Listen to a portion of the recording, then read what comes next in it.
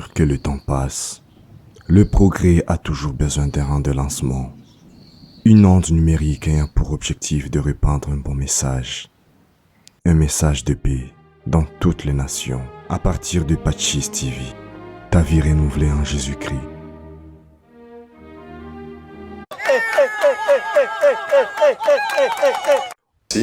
Ni umunsi mpuzamahanga wahariwe gutekereza ku isuku ijyanye n'imihango. Ni mu rwego rw'uyu munsi ikiganiro tuza kwibanda ku isuku mu gihe cy'imihango, ndetse we nkaba ndanatangira mvuga nti ese koko imihango ni iki, isuku ijyanye n'imihango ikorwa ite. Ariko mbabwire ko imihango nari amaraso ava mu mura cyangwa nyababyeyi y'umugore cyangwa umukobwa akamanuka akanyura mu gitsina cye, noneho akagaragara nk'amaraso asohoka mu gitsina cy'umugore, ariyo twita imihango y'umugore. Ndetse turavuga tuti yari amaraso aturuka ku mworohere uba imbere muri nyababyeyi, none uwo mworohere waba ubaye mu gihe umugore atashoboye gusama, noneho ngo kuko ubundi nuba igisasiro cy'igi kugira ngo uzatwikire igi rizavamo umwana, noneho uwo mworohere utabukoza ako kazi ugasaza none ugahunguka muri nyababyeyi imbere ukamanuka wabaye amaraso ariyo twita imihango. Imihango kandi tuzi ko ari ingaruka kwezi, kuko abagore cyangwa abakobwa bayibona ku buryo navuga buhoraho, kandi abenshi bakaba bayibona ngo ku buryo buri ingaruka kwezi. Iyo mihango rero tukavuga tuti burya igombera isuku yihariye, kuko ubundi nk'uko abahanga mu bijyanye n'isuku y'umubiri babitubwira, ubundi tuvuga ko umuntu yagombye gukaraba umubiri wose n'amazi meza n'isabune nibura 2 ku munsi, ariko umugore cyangwa umukobwa uri mu mihango we bamusaba nibura 3 ku munsi. Kubera iki? Kubera ko burya umukobwa uri mu mihango cyangwa umugore mu mihango hari n'igikoresho akoresha gifata ari amaraso y'imihango. Abahanga rero bakavuga ko kiriya gikoresho kitagombye kurenza amasaha 8 umuntu ari kugikoresha, kuko iyo birengeje amasaha 8 gishobora kumwangiza ku mubiri, akaba yababuka cyangwa se kikaba cyamutera uburwayi, kuko agihindura buri masaha 8. Ubwo yagihinduye agomba no koga umubiri wose n'amazi meza n'isabune, ndetse akoga no ku gitsina kugira ngo avaneho amaraso yagiye amusigaraho. Ikindi twavuga rero, uretse isuku y'umubiri muri rusange isaba amazi n'isabune, ubundi umukobwa cyangwa umugore mu mihango agomba gukenera n'igikoresho ko gifata imihango. Dukunda kubona ibikoresho bifata imihango by'amoko 2, hari biba bikorerwa mu nganda ugasanga bigurwa mu maduka, bakunda kubyita nikotegisi, kigakoreshwa rimwe, umuntu amaze gukoresha rimwe akagishyinguro kigomba kujya. Ariko no hakaba n'ibitambaro bikoreshwa, byo bishobora kumeswa bikaba byakoreshwa inshuro nyinshi. Ibyo bitambaro rero tukaba tuvuga tuti hari bishobora gukorwa ku buryo bwa gihanga, wenda abantu bakododa n'imashini babikoze mu myenda itandukanye, ariko no mu rugo burya umuntu ashobora gufata wenda uduce tw'umwenda akaba yatuzinga ku buryo dukoresha isuku mu gihe cy'imihango. Gusa tukavuga tuti kugira ngo cya gikoresho gikoreshwe neza agomba kugira isuku. Imwe mu isuku nuko rero mbere yo kuhakoresha agomba kuba yarakameshe n'amazi meza n'isabune, kandi agakanika ku zuba kugira ngo kume neza, kavemo impumuro mbi ndetse na mikorobe zishoboye kuba zakwicwa n'izuba, kuko burya izuba ritera n'ipasi. Ikindi nuko nabwo nyuma yo gukanika ku zuba dusaba ko umuntu agomba kugira, umukobwa cyangwa umugore agomba kugira nk'agasakoshi cyangwa agasanduku ko kubikamo ibikoresho by'isuku, kakaba gapfundikirwa gafungwa ku buryo katageramo umukungu cyangwa indi myanda. Ibyo bikavuga tuti niba agiye gukoresha igikoresho aba kivanye ahantu heza kuko hasukuye ku buryo kitanduye. Ariko noneho rero mu isuku mu gihe cy'imihango turavuga tuti ibikoresho bigomba no kuba gukoreshwa hagize n'igisabwa nk'ikijyanye wenda n'ibikorwa remezo, kuko buriya kugira umukobwa cyangwa umugore wenda akoresha cya gikoresho hasabwa naho kucyambarira. Aho kucyambarira navuga icyumba cy'ubwiherero, aho hahindura kiriya gikoresho, ndetse no kugikoresha akaba yabona naho aterera cya gikoresho amaze gukoresha, kuko kiba cyanduye kiriho nk'amaraso kugira ngo kitanduza abandi. Ibyo byose tukavuga uti bigomba kubahirizwa kugira ngo koko umukobwa abone amakuru ahagije, abone na bya bikoresho, cyane cyane kugira ngo bikoresho biboneke umwana w'umukobwa ndetse n'umugore agomba kubivana mu muryango we, umuryango atuyemo.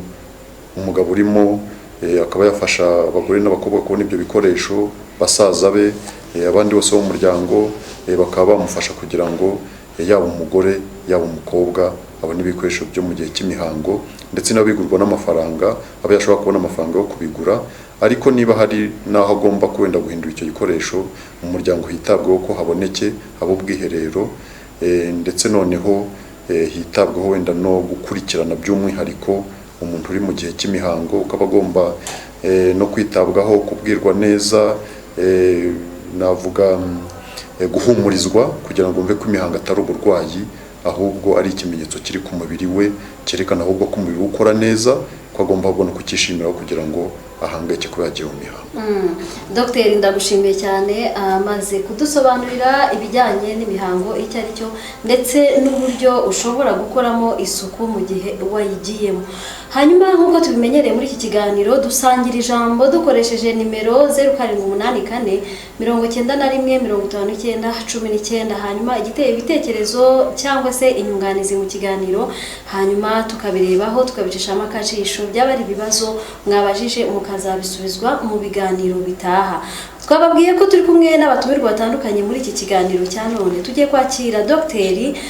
Rugengande Gerede, nk'uko nabibabwiye, ari hano nk'uhagarariye, navuga ngo ni umuryango utari uwa leta, ni SIFO. Agiye kutubwira byinshi ku bijyanye n'uyu muryango kugira ngo tubanze tumenye umuryango wanaje uhagarariye, hanyuma unatubwire twinjiye mu kiganiro nyirizina uruhare rwanyu mu bijyanye no kunoza isuku y'umukobwa cyangwa umugore mu gihe cy'imihango. Ikaze.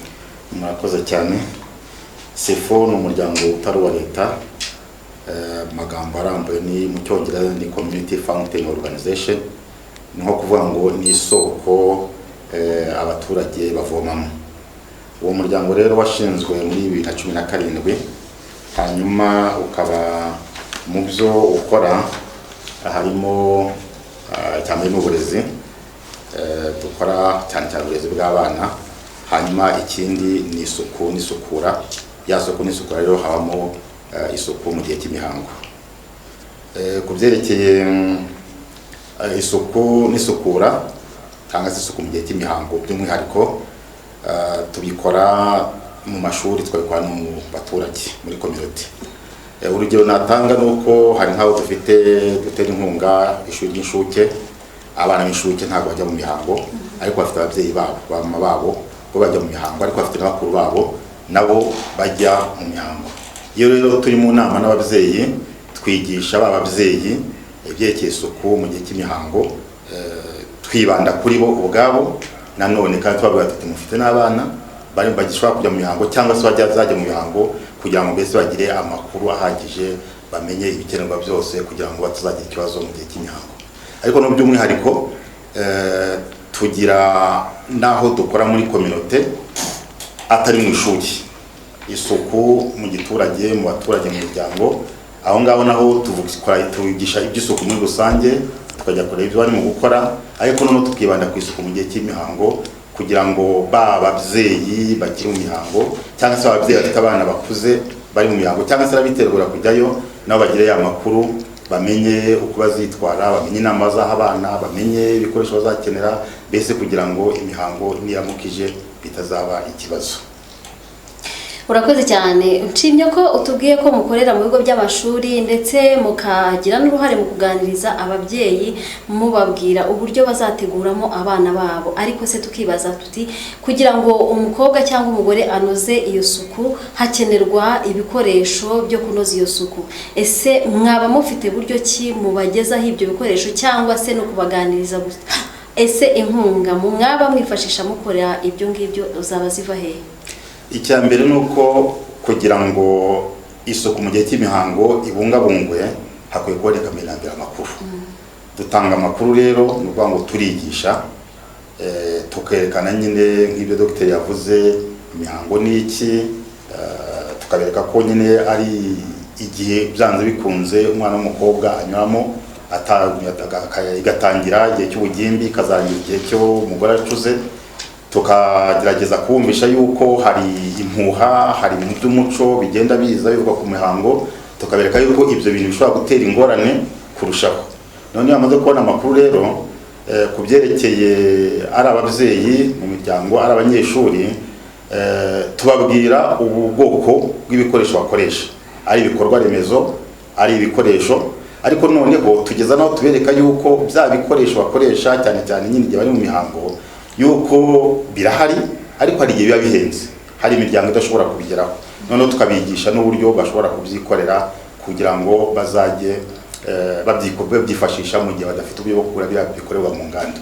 Noneho mu byo tubigisha gukora ni ngo tubigisha n'isuku yabyo, kuko uramutse ubikoze ukabikoresha nta suku kiba ari ikibazo gikomeye. Ibyo nabyo turabikora. Noneho rero iyo tugeze mu mashuri ho umbajije uti inkunga muzikura hehe, mu by'ukuri isuku n'isukura cyane cyane mu gihe cy'imihango tubikorera mu karere ka Gatsibo. Inkunga rero tuyihabwa n'umuryango witwa MFM, niyo Safina ahagarariye hano, niyo iduha inkunga mu by'ukuri tukayifasha iyo ifite umushinga cyane cyane wo gutanga amazi, niwo ubona kugaragara cyane, ifite n'imishinga myinshi cyane, ariko byo mbona cyane nitaho n'uw'amazi, ntabwo waha abantu amazi utashyizeho utabigishe n'isuku n'isukura cyane cyane mu gihe cy'imihango. Inkunga rero niho tuyikura. Noneho mu mashuri ho hejuru yo kujya kubigisha, hejuru yo kubaha ya makuru yose, hejuru yo kubwira abana yuko badakwiye kwita ku bintu ibintu za kirazira, ibintu by'amakuru apfuye, ibintu by'amakuru bakura muri bagenzi babo atariyo, nyuma yo kubaha ibyo ngibyo tugerageza no kubafasha duhereye kuri ya nkunga nyine MFM duha, tukabaha n'ibikoresho byunganira icyumba cy'umukobwa. Urakoze cyane, ndagushimiye ku bisobanuro navuga ngo birimo ubwenge. Ndavuga ngo mukora akazi katoroshye, ntabwo byoroshye. Hanyuma tubaze Dr. Anicet, tugere ku kigero cy'umwana, kuko wenda navuga ngo umugore we wenda rimwe na rimwe aba yamaze no gukura. Ni gute umwana yategurwa kugira ngo ajye abasha kwita ku isuku ye mu gihe yabonye imihango? Tuvuge urugero, wenda ni umwana w'umukobwa ntarajya mu mihango na rimwe, ayibonye bwa mbere. Ese uwo mwana hari uburyo bubaho bwo kuba umuntu yamutegura mbere kugira ngo naramuka agiye muri iyo mihango azamenye uko yikorera isuku? Nibyo koko, gutegura umwana cyane cyane umwana w'umukobwa ni byiza ko ategurwa hakiri kare kugira ngo akure afite ariya makuru, noneho najya mu mihango ntazatungurwe. Ahangaha ndagira ngo nkebure cyane cyane ababyeyi n'abarezi b'abana kutajya wenda bavuga ngo tuzatangira kubwira umwana ibijyanye n'ubuzima bw'imyororokere, ibijyanye n'imihango ageze ku myaka runaka, kubera ko byagaragaye ko abana basigaye bajya no mu mihango hakiri kare cyane. Usigaye usanga abana bajya mu mihango bafite imyaka 8, imyaka 9, imyaka 10, none ugasanga uko kuba yarabibwiwe hakiri kare byamufasha kugira ngo bizabe uko ayo makuru yafite ntatungurwe, ndetse n'isuku yayo azabe yarayiteguye. Hano tuvuga tuti rero buriya umwana yagomba guhabwa amakuru nyayo kandi yizewe. Amakuru nyayo kandi yizewe yayavana he? Ahambere ni mu umuryango akomokamo, ku babyeyi be, ku bana bose mu muryango, bakuru be, basaza be, abo bose nibo burya abambere bagombye kumuha amakuru, cyane ko burya mu muryango abantu babaganira umunsi ku munsi ibyo umuntu ahavanye, ababaye nk'ibyo yonse nuvuga ngo arabigumana kandi akayifata nk'ihame, kuko yabwiwe n'abantu uko bafitanye isano rya hafi. Ahandi ha kabiri ni uko umwana agomba kuvana amakuru no mu mashuri. Ubu ngubu tugira ngo dukurikije politiki y'igihugu uburezi, abana bose baba bari mu mashuri bageze mu kigero cyo kwiga, ni ngombwa ko ari amakuru ku bijyanye n'imihango nabwo ajya ashyirwa mu masomo. Ari niyo mpamvu dushimira na leta y'u Rwanda ko hari porogaramu bashyizeho yo kwinjiza amasomo y'ibijyanye n'ubuzima ndetse harimo n'ubuzima bw'imyororokere mu nteganyanyigisho z'amashuri, yaba amashuri abanza, yisumbuye na za kaminuza. Ibi rero bituma abana babona amakuru hakiri kare, ndetse noneho bigafasha noneho ku rundi ruhare rwa gatatu gufasha abana kuba baganira no kwayo makuru mu matsinda y'ibiganiro bagira, haba mu mashuri ndetse n'aho batuye ku midugudu. Ayo matsinda niyo dukunda kwita ngo ni clubs, aho abana bafite amatsinda baganira n'ubuzima, hakaba n'aho amatsinda baganira n'ubuzima bw'imyororokere ku mashuri, ndetse no mu nteganyanyigisho bakabaha umwanya wo kugira ngo babone umwanya wo kuganira kuri bya bibazo bahura nabyo ku mihindagurikire y'imibiri yabo, ndetse mu ayo matsinda y'ibiganiro muri za clubs hakaba n'abarimu bahugurwa kugira ngo bajye bafasha bariya abana kubona amakuru nyayo ndetse banabasobanurira ibindi by'abana batabashoboye kwisobanurira. Ahangaho nkavuga nti rero amakuru ni ingenzi koko kandi ni ngombwa, kuko iyo umuntu abonye amakuru bituma yitegura neza, noneho akumva koko na ya mihango koko abonye ibimubayeho atari ikibazo. Andajya nzuriza kantu kamwe, ubu ngubu byagiye bigaragara ko abana cyane cyane urubyiruko bari mu gihe cy'ubugimbi n'ubwangavu, noneho nk'izi ngimbi wenda ziri nko hagati y'imyaka 10 na 19 usanga kenshi bakururwa n'ikoranabuhanga. Aro Minisiteri y'Ubuzima na Minisiteri y'Urubyiruko n'Umuco bafatanyije n'abandi bafatanyabikorwa, dufite nka Minisiteri y'Umuryango y'Uburinganire n'Iterambere ry'Umuryango, amashuri n'abandi, hajya hashyirwaho n'uburyo bukoresha ikoranabuhanga kugira ngo barabagezweho amakuru. Ngira ngo hari nafatanye uko bajya babigeraho mu ruhare, iyo tuvuze nka Imbuto Foundation bajya babigiramo uruhare bafatanyije na leta ndetse n'ikigo cy'ubuzima mu Rwanda RBC, bagashyiraho umurongo kugira ngo n'abantu wenda umuntu yababwira bakajya gukoresha umuntu ukoresha imibare 3 8 4 5.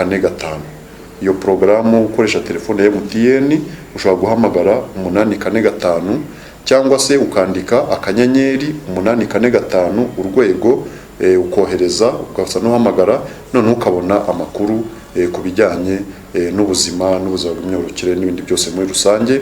Byose bikaba byafasha abo n'urubyiruko ndetse n'abantu bakuru kubona amakuru nyayo yizewe ku bijyanye n'isuku mu gihe cy'imihango. Dr. turagushimiye cyane. Twibazaga uburyo umwana utarajya mu mihango ashobora gutegurwa mbere kugira ngo abone amakuru. Ntekereza ko n'abadukurikiye babara ababyeyi cyangwa se abafite kurera abana mu nshingano zabo bumvise uburyo bashobora gufasha abana kugira ngo babone amakuru yizewe kugira ngo ejo abana nibajya mu mihango batazabura uko babyitwaramo. Tugiye kubaza rero undi muvandimwe turi kumwe, Madame Safina, ntabwo twari twigeze tumubaza cyane, agiye kutubwira MRFM ubundi icyo ari cyo, ubundi atubwire n'uruhare rwabo muri ibi bijyanye no kunoza isuku iyo mu gihe cy'imihango. Ego murakoze. MRFM ni umuryango w'amahanga ufite inkomoko mu Butaliyani, watangiye mu Butaliyani mu 1964, hanyuma ugera mu Rwanda mu 1987. By'umwihariko watangiriye mu karere ka Gatsibo i Muhura. Mu bikorwa rero byacu ni ibikorwa bijyanye no gutanga amazi, nk'uko mugenzi wanjye Gerard yabivuze. Dutanga amazi, bo bagakora uburyo bwo gusansibiriza uko bita kuri ayo mazi. Hanyuma rero icyo tugamije ni ukugeza amazi meza ku baturage, cyane cyane kuri wa mugore n'umukobwa ndetse n'umwana bari mu mirenge y'icyaro. Ikindi ku bijyanye n'ibyo dukora, ibinshi biri kuri kote navuga iri sociale, tubifashwamo na SIFO kuko MRFM ifatanya n'imiryango nyarwanda ikadufasha mu bijyanye no gukurikirana imiyoboro tuba twakoze y'amazi, bakadufasha mu bijyanye no basansibiriza cyangwa se kubabwira ko bagomba kuyitaho, n'uburyo bagomba gukoresha ayo mazi meza, n'uburyo bagomba kwita kuri ibyo bikorwa remezo. Noneho bigatuma wa muntu amenya ngo iki gikorwa, aya mazi mpawe nayakoresha gute mu rwego rw'isuku, aya mazi mpawe ni uwuhe mumaro amfitiye. Nyuma y'uko amaze kumenya ibyo ngibyo, bigafasha wa mugore wo mu cyaro cyangwa se n'umukobwa ndetse n'umwana, bikaborohereza mu bijyanye n'imirimo. Uratubwiye uti dutangira mu Rwanda twahereye i Gatsibo. Ntahitangira ikibazo kiti ese i Gatsibo hari abantu batazi ibijyanye n'isuku, amazi se yari makeya, kubera iki mwahisemo gutangirira uwo mushinga mu karere ka Gatsibo? Impamvu twahisemo gutangira icyo gihe, wenda sinari nanatangira no gukoramo, ariko icyatumye ariho batangirira, nababwiye ko ari umuryango w'Abataliyani. Hari paruwase, abaje bwa mbere niho batangiriye. Noneho kubera ko ari imirenge iri mu cyaro cyane, babona ko hari ikibazo cy'amazi. hari n'ibigo by'amashuri ndetse na centre de santé iyo bagiye gukorera ahantu bareba abagenerwabikorwa bahari uko bangana, niba ari ikigo cy'amashuri cyangwa kuko centre de santé cyangwa se ari ahantu hari imidugudu, ku buryo cya gikorwa koko bagikora kandi abantu bahari bakaba ari abantu bahagije. Rero batangiriye hariya kubera ko hari ikibazo gikomeye cy'amazi muri icyo gihe, n'ubu no dukora ariko n'utundi turere twagiye dukoreramo, ariko cyane cyane hano biba bigoye kugira ngo amazi ya wasake kuno bafatiraho ho ntago abasha kuhagera. Niyo mpamvu rero bibanda mu mirenge y'icyaro. Yego. Hanyuma tukavuga tuti ese ko ndabyumva mwatangiriye umuryango watangiriye hanze gusa kugira mu Rwanda, kuko nibyo barakoze kubaka ibikorwa remezo bijyanye n'amazi. Mbona ari ibintu bihenze cyane, niyo turebye mu ngengo z'imari mu buzima busanzwe muri leta biba ari ibintu bitoroshye. Ariko se nkamwe nk'umuryango, yego ndabyumva mwahereye iyo ngiyo, ariko se inkunga ubundi zaba zivaye zibafasha kugira ngo ayo mazi abashe kuhagera, cyane ko mutubwiye ko no mu tundi turere mugerageza gukorerayo? Yego murakoze. Inkunga n'ubundi ziva mu Butaliyani, hariyo amasosiyasiyo, ubwo iyo waba nyine mu Butaliyani, noneho hakabaho iyo bita CEI, ni Conference Episcopale Italienne, hakaza nk'uko tuvuga Caritas n'aha hakaza Caritas Antoniana, noneho tugakorana none n'akarere nako, kubera ibikorwa babona ari ibikorwa bifitiye akamaro abaturage, nabo bakadutera inkunga. Navuga ngo ni mu Butaliyani nyine nyirizina ndetse n'akarere by'umwihariko. Ubwo ni igihugu n'Ubutaliyani bifatanya. Murakoze cyane. Hanyuma twihuse, ikiganiro cyacu kirakomeje n'isaha y'ubuzima bw'imyororokere, turi kurebera hamwe isuku mu gihe cy'imihango. Turi kumwe navuga ngo n'abadogiteri babizi cyane, bari kudufasha gusobanukirwa uburyo isuku yo mu gihe cy'imihango ikorwa, ndetse n'abafite ubukangurambaga mu miryango bakoreramo ifasha abagore n'abakobwa kumenya uburyo iyo suku yo mu gihe cy'imihango ikorwa. Tugende kwa Gerede tubwire ubundi mu by'ukuri, mwatubwiye ko mukorera mu bigo by'amashuri, ubufasha mu mashuri muri rusange mubukora mute? Ese biba byifashe gute ubundi kugira ngo muhitamo ibigo muhereye ku kihe? Ese n'ibigo byose mujyamo, n'uturere twose mujyamo, ubwo bufasha bwanyu bwo bwubakitse gute kugira ngo natwe tubashe kubyumva? Rega ushobora no kubivuga nkumva nanjye Beatrice nshobora kuza nkafatanya namwe niyo ntacyo bisaba cyane, ubundi nkajya mbafasha muri ubwo bukangurambaga bw'amashuri. Murakoze cyane. Amashuri dukoreramo nyine ni muri Gatsibo aho MFM ikorera. Dukora mu by'ukuri mu mashuri 17 mu murenge wa Muhura, murenge wa Gasange, no mu tugari tumwe two mu murenge wa Remera nyine muri Gatsibo. Niho dukorera ibyo by'isuku n'isukura ku nkunga nyine twahawe na MFM, nayo ikaba yatubwiye ko project turimo imwe igice kinini cyatanzwe n'inama y'abepiskopi gatolika bo mu Butaliyani, Conference Episcopale Italienne. Rero ibyo dukora cyane twavuze ko icy'ingenzi cyane ni amakuru abana bakayamenya, ababyeyi bakayabona, ababyeyi bakayabona, n'abarimu bakayabona mu mashuri. Niyo mpamvu rero mbere na mbere twavuze tuti amakuru agera aba hirya no hino, ariko iyo umuntu akusanije aho yagiye yanditse n'ibyo ugenda ukura mu bandi bantu b'abahanga b'inzobere ukayashyira mu gitabo, umwana ahita abona ati bajya gushakashaka. Ni muri urwego rero twanditse kino gitabo, iki gitabo nicyo duheretse kwandika, ndetse twanyuze muri RBC iracyemeza. Ni igitabo tuvuga ngo ubugimbi n'ubwangavu, ubumenyi n'imyitwarire ikenewe. Ni ukuvuga ngo hari ya mihango yasuku mu gihe cy'imihango, ariko ni ukuvuga ngo iyo bitakozwe neza, bitigishijwe neza, hazamo n'izindi ngaruka nyine. Muzi ko umwana yageze mu mihango akuze ashobora gutwita, muzi ko hariho nyine abana bashobora gushutika, bashobora kubona ya makuru atariyo ajyanye n'imihango, bigatuma abana bashobora guterwa inda zitateganijwe cyangwa z'abangavu, bakaba bakwandura indwara zandurira mu mibonano mpuzabitsina, ndetse kigiye banageze mu bugimbi n'ubwangavu koko hari imyitwarire bagomba kugira ngo bazaba abantu bakuru basobanutse. Rero no kuvuga ngo icya mbere ni amakuru twashyize mu gitabo. Iki ni kimwe twanditse.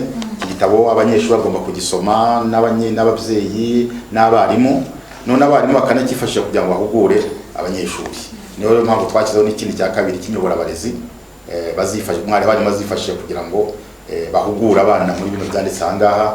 hanyuma hari n'akandi gatabo twanditse ka gatatu gatoya ko kareba cyane cyane abanyeshuri kitwa karebana ni inama mu gushinga no gucunga icyumba cy'umukobwa na club z'abakobwa.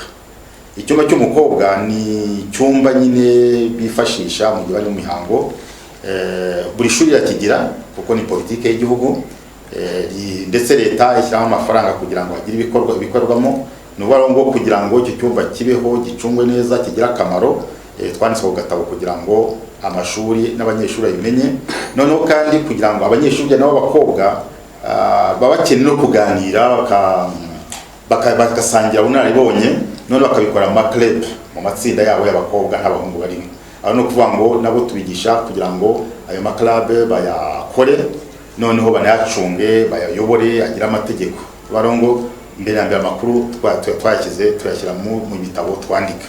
Icya kabiri ni uko nyine twegera ya club y'abakobwa y'amatsinda y'abakobwa kugira ngo tubereke uburyo bwose bw'abashobora gufashanya, uburyo bigishanya hagati yabo, ariko noneho bya bindi bamenye ku ishuri mu club bakabisakaza muri bagenzi babo, bakabisakaza no mu giturage, mbese mu babyeyi iwabo, kuyo no yasuka mu gihe cy'imihango itaba ari umuntu ku giti cye, ahubwo ayisangira na bagenzi be, akayisangira n'umuryango, ku buryo mbese bizajya mu muryango mugari. Ikindi rero ni ukuvuga ngo tubaha n'ibikoresho, ni ukunganira cya cyumba cy'umukobwa. Minisiteri y'uburezi ishyiramo amafaranga muri bije y'ishuri, ishyiramo ibikoresho bakanacyubaka, tubarunganira rero. Ndetse MRFM itanyuze kuri twebwe hari aho inubakira bya bintu by'amashuri. Nk'ubu tunavuze ya mirenge 3, ariko hari projet yindi numva igomba kuba yenda kwemezwa, tuzajya mu wundi murenge witwa Kageyo, ku buryo rwose niba muri gahunda harimo no kubaka imisarane no kubaka ibyumba by'abakobwa. Ubwo no kuvuga ngo mu byo dukora dufasha nyine kubungabunga ibyumba by'abakobwa, tugashyiramo n'ibikoresho kutukunganira.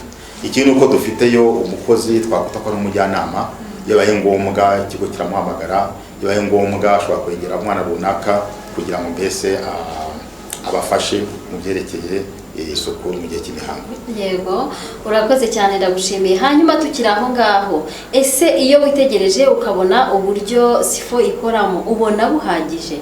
Ese niba budahagije, ibibazo muhura nabyo mu rwego rwo kugira ngo munoze iyo mikorere myiza igere ku bantu benshi, bya bindi mukeneye mubibone, mubona ibibazo muhura nabyo byaba ari ibihe?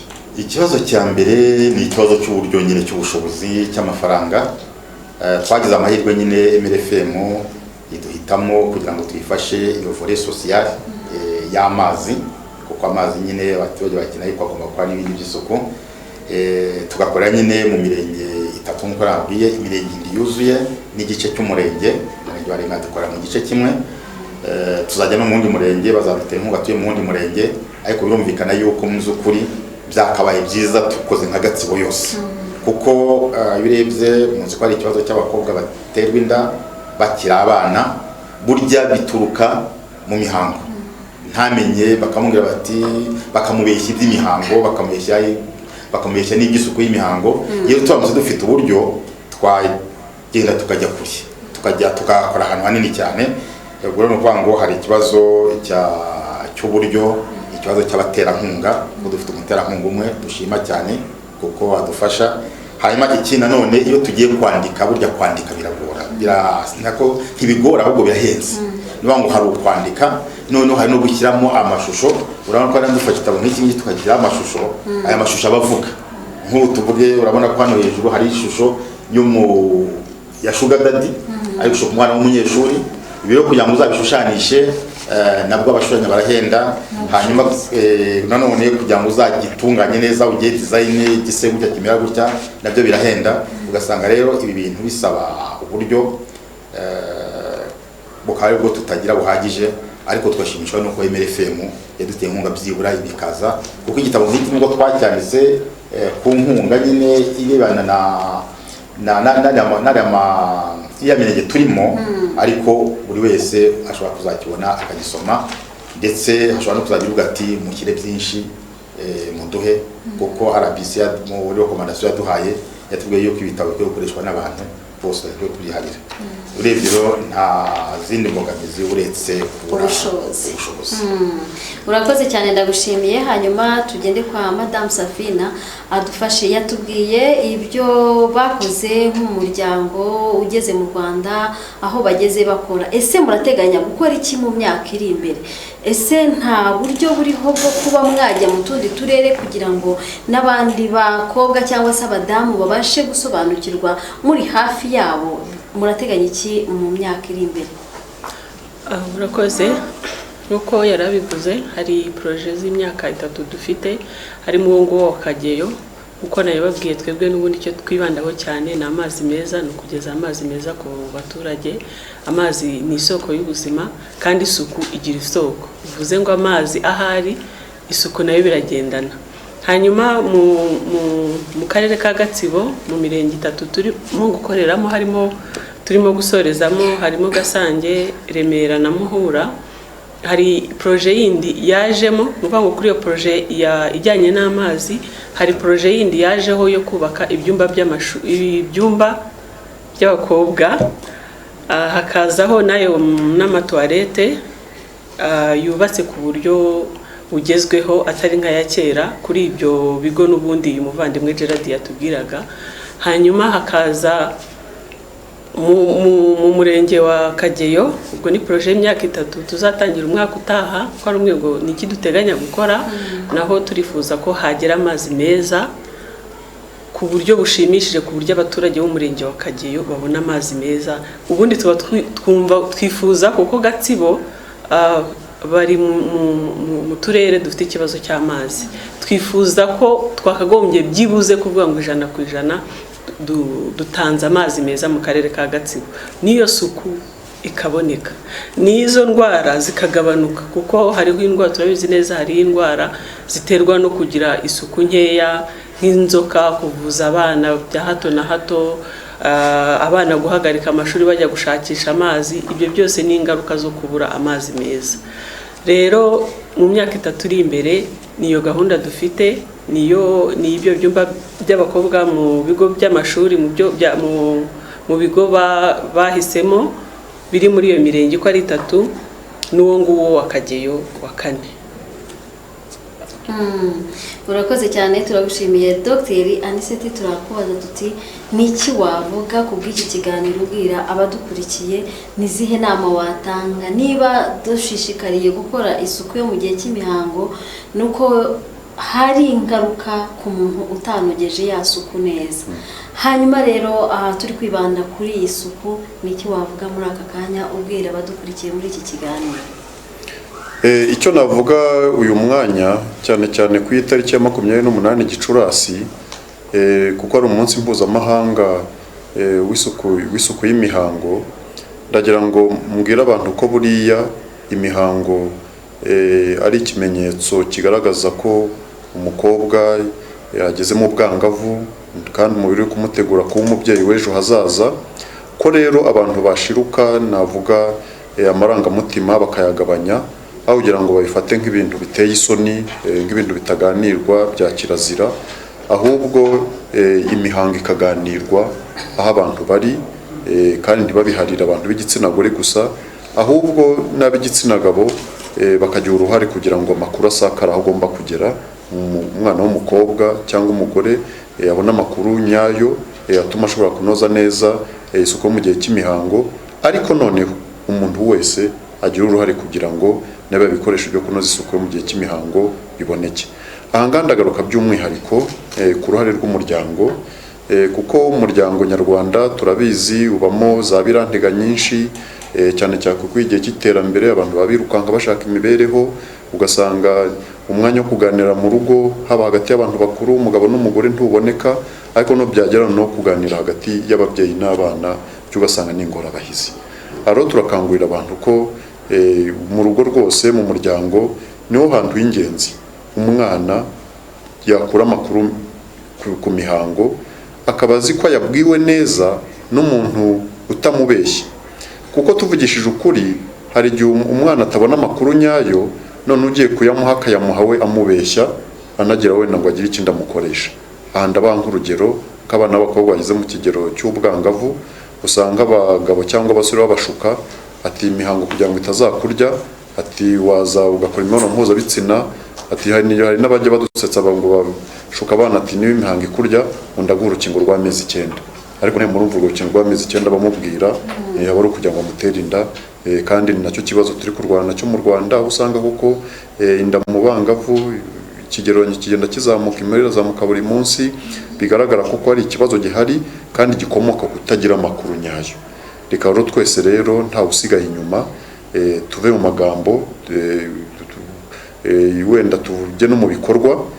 Kujya mu bikorwa ni iki? No kugira ngo koko bya biganiro tubishyire mu bikorwa, tureke wenda kubiharira bamwe ngo ni ibyaba, ahubwo buri wese ajye mu iyo ntambara yo kurwana n'ibihuha biri hirya no hino, ndetse ahubwo n'imiyoboro itanga ariya makuru tuyigire myinshi, imiyoboro y'itangazamakuru, imiyoboro yo mu matsinda y'ibiganiro za clubs, imiyoboro se yishobora kunyura mu madini n'amatorero abantu bakabiganira, imiyoboro se ishobora kwinjizwa mu masomo abantu biga bakabona ayo makuru mu muryango, ahantu hose, ndetse abantu wenda bahurira hakaba hagira ikintu cy'umwihariko cyo gutanga amakuru ku bijyanye n'isuku mu gihe cy'imihango, ndetse no gushyiraho ibikoresho. Reka nsoreze ukantu kamwe gusa ko gusaba abantu ba rwiyemezamirimo, turabibona hano mu Rwanda no mu bihugu byinshi muri Afurika, biriya bikoresho by'isuku mu gihe cy'imihango kubibona biracyari ingorabahizi, usanga bigurwa amafaranga, ugasanga ndetse biracyanahenze, kubibona ugasanga biragoye. Ari niyo mpamvu usanga abantu bakoresha udukoresho wenda tudasobanutse neza kuko baba babuze ibikoresho by'ingenzi binoze, none ugasanga kudagira isuku nziza mu gihe cy'imihango bitumye wenda koko umuntu wenda yambara kote y'isa akayimana igihe kirekire, tweze kubivuga ikamubabura, cyangwa ugasanga amaye gatambari igihe kirekire atagahinduye, hakaba hazamo na za mikorobe bikaba byamutera uburwayi, cyangwa atabona wenda n'amakuru y'ukuntu agasukura neza ngo nakandike ku zuba, ugasanga wenda ntari gukoresha igikoresho gifite isuku, ugasanga kimuteye ubusembwa. Rero turagira ngo tuvuge rero, reka turebe ukuntu buri wese yagira uruhare mu gutanga amakuru no gutuma ibikoresho biboneka. Dr. turagushimiye cyane. Inshuti bakunzi ba Pacis TV, turi kugana ku musozo kuko turi kumva navuga ngo ni ibitekerezo bya nyuma by'ikiganiro cyacu.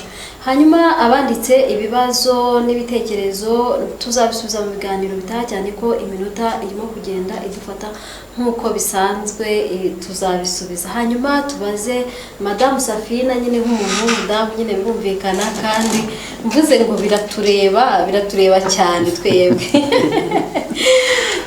cyane ko unahura nabyo cyane muri uwo mushinga wanyu cyangwa se muri uwo muryango mukoreramo. Ni iki wabwira abadukurikiye kubw'iki kiganiro? Ese dukora iki kugira ngo tubashe kunoza iyo suku iyo mu gihe cy'imihango, reka mvuge ngo nk'igitsina gore muri rusange? Murakoze. Icyo twakora kugira ngo tubashe kunoza iyo suku, mu by'ukuri hari uburyo bwinshi abantu bakoresha bitewe n'ubushobozi buhari. Hari ukoresha udutambaro turi naturere, hari ukoresha kotegisi zira tugura mu maduka. Icyo nabakangurira cya mbere na mbere ni isuku, kuko iyo utagize iyo suku byanagutera n'izindi ndwara, kandi kuzivuza cyane cyane kuri twebwe abagore biba bigoye, ubona ari n'indwara ziteye isoni, niko nabivuga. Rero nk'abakoresha udutambaro turi naturere, twabakangurira kudufata neza, bakatumesa nk'uko Dr. yabitubwiye, bakatumesa